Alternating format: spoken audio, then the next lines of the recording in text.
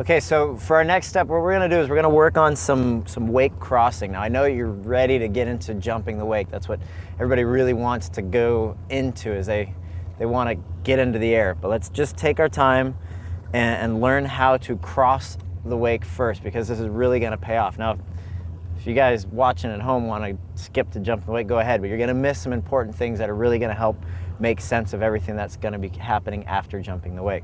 There's 3 things that you're going to want to keep constant, and that's speed, your direction, and your body position. Now first off, with speed, what that means is as you go across the wake, I don't want you to slow down and I don't want you to speed up. I just want you to hold one speed all the way across without either slowing down or going faster. So I only want you to go as fast as you can handle. If that means you got to go super slow across the wakes, that's fine. That kind of goes hand in hand with maintaining your direction.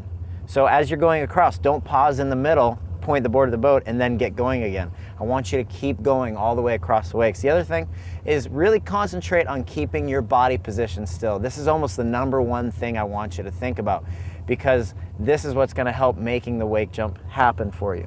When you're going across, and I say maintain your body position, just like when we were talking about body position a while ago and just standing behind the boat, it's where you have your chest straight up and down, almost facing the sun. Think about keeping your chest back a little bit. Your arms are going to be straight. Your knees are going to be kind of bent and absorbing of things, and you keep your head up. When you're first starting this, I want you to start out from a pretty decent distance from the wake. What this is going to do, it's going to allow you to really set up good body position before you reach that first wake. So when you start out nice and wide, it's going to give you a long time on the approach. When you go over that first wake, think about keeping your body real still, absorb with your lower half of your body, continue going through the middle of the wakes, absorb that second wake with the lower half of your body, and continue well past the second wake until you're far enough to where you can come right back in on your toe side. Since you're coming across toe side, I want you to already practice good habits on toe side. What those are: keeping that handle down, keeping your eyes across, and keeping your knees soft. Now the same thing on toe side. You want to maintain your speed as well. So make sure that you're going all the way across without pausing, and keep that direction going out past the second wake. What can really help you with that is look where you want to go, not where you think you're going to fall, especially as you're going over that wake. Now that you're going across the wakes, I want to make sure that you're learning how to absorb both wakes. So as you're going over that first wake, use your knees to absorb all the way up into your body so that your head doesn't go up any higher. Once again, use that ceiling, that low ceiling analogy, where your upper body stays low by absorbing with your knees. The reason we're working on this right now is because I want you to be comfortable with using your lower body while your upper body stays vertical. What this is going to do is, if at some point, actually it's going to happen at some point, when you go for a wake jump, you're going to land on top of the second wake. And what this drill is going to do for you, it's going to allow you to learn how to absorb that landing. And if you're fine with absorbing things, then you're going to be fine anytime you go for the wake. Because if you skip this part of learning how to absorb that first and second wake, and you just go for a jump, most likely you're going to land on top of the second wake. And if you do that, your legs are either going to completely collapse on you, or you're going to hit super hard. Your legs aren't going to do the right thing, and you're going to get pitched out the front. So it's kind of like, I tell people, it's kind of like flying an airplane, to where it's easy to take off, but it's learning how to land the thing that takes a little more technique. You know, if you've ever flown a plane, not many people have, but you know what I mean, you know? Okay, so what I'm saying is it's not so hard to jump the board, but it's harder to maintain your position while you're landing. So that's what we're really working on right here, is I want you to continue going across that until you feel comfortable going faster and faster until you're going at a pretty decent speed, able to absorb both wakes. So let's keep doing this until you feel very comfortable. Are you filming me, Trevor? No? It looks like you are. You read that thread. What up, detention freaks? Nice. Really good. You did look down a couple times, but once I told you use your knees, you see how it's easier to maintain your body position as far as your chest being up and the handle staying close? Yep. If you use your knees, the water and everything is much nicer to you. So we really want to concentrate on that when we go to this next step, which is going to be starting close to the wake. and you're gonna learn how to edge through the wake to get that pop. Okay, you're gonna keep everything the same. The only thing you're gonna do different right now is don't absorb the takeoff with your knees. Okay, so just do one wake. One, Pop and keep going. and keep going. Okay. What we're working on here is learning how to resist the wake wanting to push up into you by just standing strong. Okay, and then also working on a soft landing. The soft landing allows you to continue going across with that body position. All right? Okay, the point that we're at right now is you've learned how to get around on the board and you're cutting across both wakes. I have you cutting both on your heel side and toe side, but not getting air. And what I've taught you to this point is that you're able to absorb both wakes so that you learn how to use your lower body while keeping your upper body pretty still. So the next step we're gonna do is we're gonna take you just about 5 feet outside the wake. And the misconception that people make is they think big air comes from speed, but it comes from cutting up the wake, or edging is what I like to call it. So you're actually gonna be on your edge going up the wake. The biggest mistake that people make is they start out super wide, they do a hook turn, they build up all sorts of speed, then they flatten out because it seems like that's how you're gonna get air. Now when you do that, you can get the ramp of the wake to push you up there, but what you're missing is that pressure that you build up from your edge. What you wanna do is you wanna learn what it feels like to just edge through the wake while just standing there, basically not doing anything. And the way that I compare it is that when you're jumping on a trampoline, or if you've jumped on a diving board, it doesn't take a lot of effort. It just takes your body to be standing kind of tall. So that's why when people say, hey, when you get to the wake, stand tall. It's because what that does, it gets your frame, your body structure in a position that's gonna withstand all that pressure coming and pushing up through your body. So just like on a trampoline, you just stand there. As you go up the wake, you're just basically gonna stand there as you cut through the wake. So now what you do is you've built up this pressure from cutting that's sending you in a direction, and you've combined that with the ramp of the wake. So if you just stand there and cut through the wake, it's actually gonna push you up. But just like when you were practicing going across both wakes, once you land, then you really wanna concentrate on just letting your lower body do the work. So I don't have to push up with my knees. No. So I don't have to spring off the board. You don't. The wake. Yeah, you don't have to spring off the wake is right, but what you wanna do is you wanna stand strong. Just like when you're on the trampoline, if you want to get up into the air, you don't have to push off your legs, you kind of just want to stand there. If you want to take it even higher, then you can push off your legs, but that takes timing. We're going to kind of work on that as you get this technique down.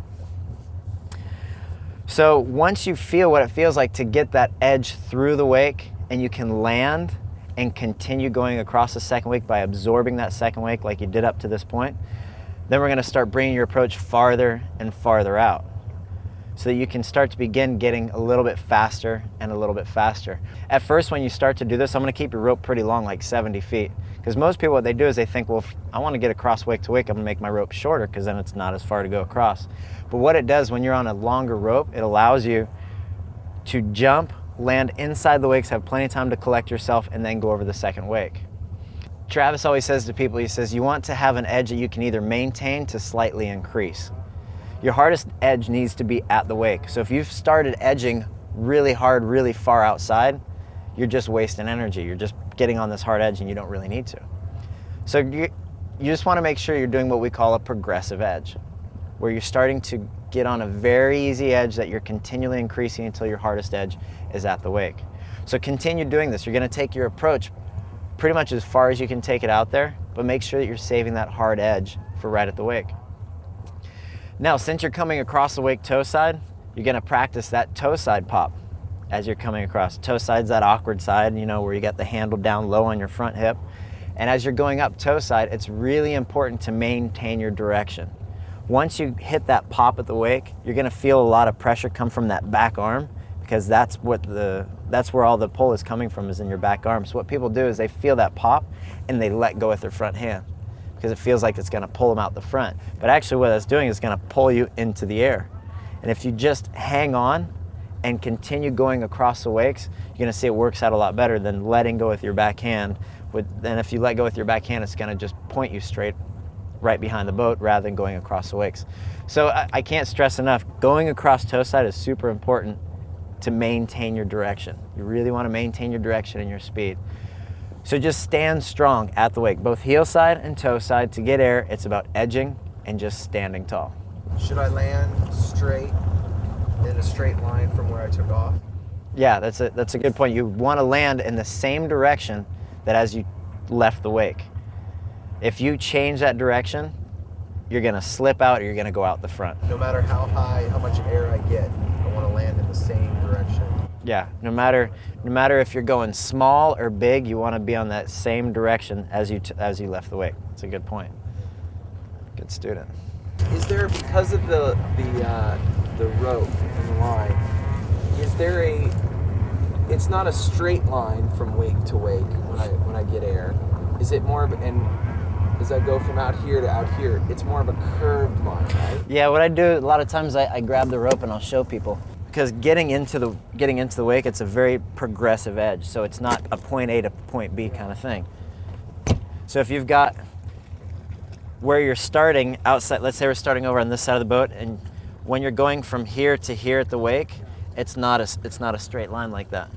Like you said, it's gonna be going from out here to here, and it's gonna be continually increasing to where you've got your most angle at the wake. You can kind of see that? So yeah, it's very important, because if you just do this super hard edge and then go beeline it, it's just unnecessary. You're just wasting energy and you're making it much harder for you to hold that edge all the way through the wake. Did I get harder than Shaun on that one? Man, I got mad there. That was wicked. Seriously, that's crazy.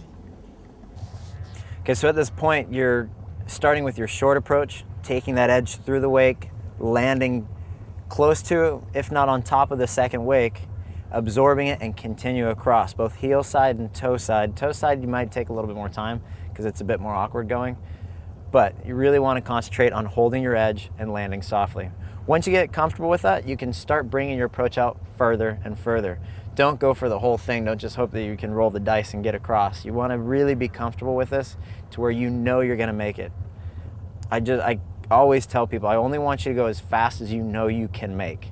You don't want to be in an area where you feel like, okay, I'm just going to go for it. Yeah, you do come to those times in wakeboarding, but you kind of want to calculate when you're going to do that, when you're going to take that risk, and you don't need to do that at this point. So begin bringing your approach out farther and farther to where you're almost out as far as you can get for your heel side, but really remember that progressive edge and make sure that you're saving some of that edge for that wake.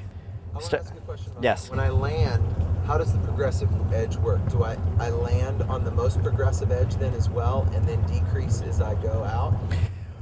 When you're landing in my between the wakes, you don't want to be on the board's edge, because you're just going to create pressure on the board once again, and at this point you don't want that. You just want to maintain that direction that you have, and you can do that by landing with the board flat underneath you. You do want to make sure that you've got your chest up. What happens a lot of times when people get to the wake, they think that they need to crouch down so that they can kick off the wake, when you really don't need to, because when you go to crouch down, it feels like, okay, now I'm going to push up. But if you mistime that at all, it's going to either compress you further, or you're going to stand up too soon and then you get tripped at the wake.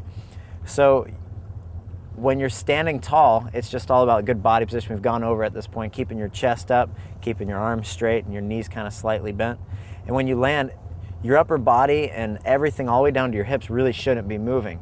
From when you start your approach to when you're past that second wake after landing, your whole upper body shouldn't have moved. It's just your legs that are kind of going to be moving underneath you. But yes, you do want to land a little bit on you do want to land with that board flat underneath you and continue going in that direction you left the wake.